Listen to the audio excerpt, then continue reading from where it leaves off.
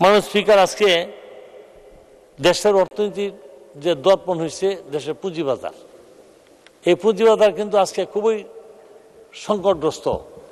আজকে পুঁজিবাজারে কিছু সংখ্যক ব্যক্তি বিশেষের কারণে যারা পুঁজি বিনিয়োগকারী ছিলেন, ক্ষুদ্র পুঁজি বিনিয়োগকারীরা আজকে বাজার থেকে বিদায় হয়ে গেছে। তারা কিন্তু আজকে বাজারে টিকতে পারে নাই।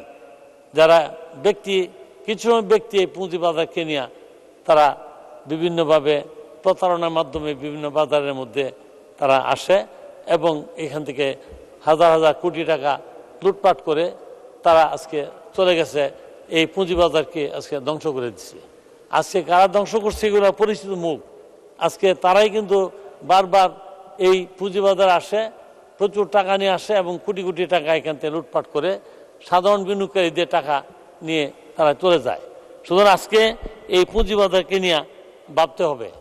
দেশের পুঁজিবাজারকে যদি সঠিক রাখতে হয় তাহলে আজকে সবাইকে সংশ্লিষ্ট ব্যক্তি যারা আছেন আজকে এই পুঁজিবাজারকে নিয়ে ভাবতে হবে। অর্থমন্ত্রী মহোদয়ের দৃষ্টি আকর্ষণ করব যে এই পুঁজিবাজারকে তিনি নিয়ে চিন্তা করেন এবং পুঁজিবাজারকে বাঁচান এবং ক্ষুদ্র যারা বিনিয়োগকারী তাদেরকে রক্ষা করেন। মাননীয় স্পিকার, আজকে দেশের অর্থনীতির অবস্থাকে চালু রাখতে হলে এই ব্যাংক এবং পুঁজিবাজারকে আমাদের দৃষ্টি দিতে হবে। মাননীয় স্পিকার, আজকে এই বাজেটের মধ্যে আলোচনার সাথে আমার এলাকারও কিছু চাহিদা আছে। আমার এখানে বেশ কিছু আমার ব্রহ্মপুত্র নদী আমার নির্বাচন এলাকার পাশে, সেই ব্রহ্মপুত্র নদীর উপরে একটি ব্রিজ অত্যন্ত জরুরি।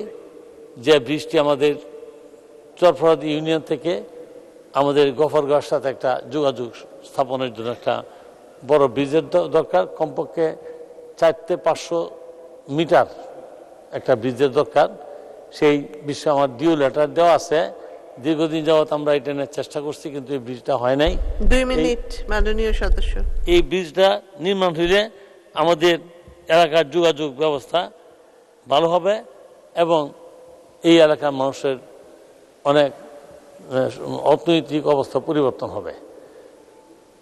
মাননীয় স্পিকার, আজকে আমি এর আগেও বলছি, আমাদের ট্যাক্স বিভাগের কথা বলছি যে আমি ট্যাক্স প্র্যাকটিসের সাথে জড়িত।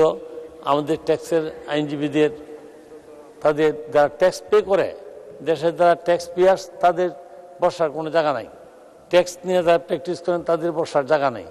তাদের এই ট্যাক্স পেয়ার্স এবং ট্যাক্স লয়ার্স যারা আছে তাদের বসার ব্যবস্থা করলে দেশের এই বিভাগ, জাতীয় রাজস্ব বোর্ড অনেক তাদের ট্যাক্স আহরণ সহজ হবে।